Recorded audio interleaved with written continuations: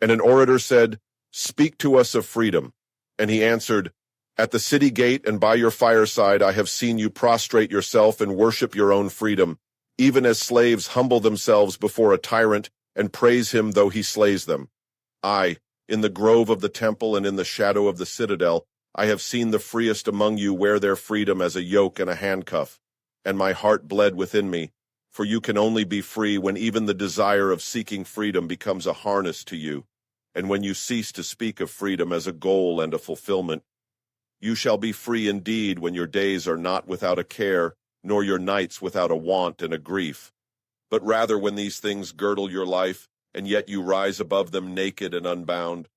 And how shall you ence beyond your days and nights unless you break the chains which you siege at the dawn of your understanding have fastened around your noon hour?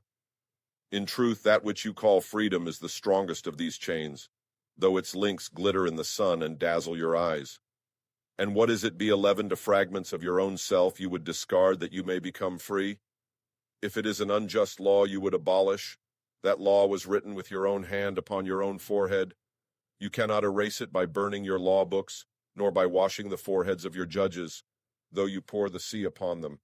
And if it is a despot you would dethrone, see first that his throne erected within you is destroyed. For how can a tyrant rule the free and the proud, but for a tyranny in their own freedom and a shame in their own pride? And if it is a care you would cast off, that care has been chosen by you rather than imposed upon you. And if it is a fear you would dispel, the seat of that fear is in your heart, and not in the hand of the feared. Verily all things move within your being in constant half-embrace, the desired and the dreaded, the repugnant and the cherished, the pursued and that which you would escape. These things move within you as lights and shadows in pairs that cling, and when the shadow fades and is no more, the light that lingers becomes a shadow to another light. And thus your freedom, when it loses its fetters, becomes itself the fetter of a greater freedom. Freedom. We throw the word around like a cheap t-shirt. Free country. Land of the free. But what does it really mean? Gibran says we're slaves to our own desires, our own fears.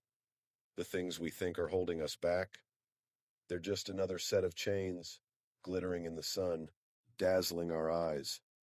I thought freedom was the road. No boss, no schedule, no ties, just me and the next town. The ability to go wherever I wanted, whenever I wanted. Thought it was about escaping, moving, seeing the next thing. But you carry your own cage with you. Your anxieties, your regrets, your addictions. They check into the hotel room right alongside you. Real freedom. Maybe it's not about having no cares, no wants, no grief. Maybe it's about looking that stuff square in the eye, acknowledging the tyranny inside your own head, and choosing to act anyway. Choosing to cook the dish, write the story, take the trip, speak the truth, even when it scares the shit out of you. It's not about breaking the chains. It's about learning to dance while wearing them.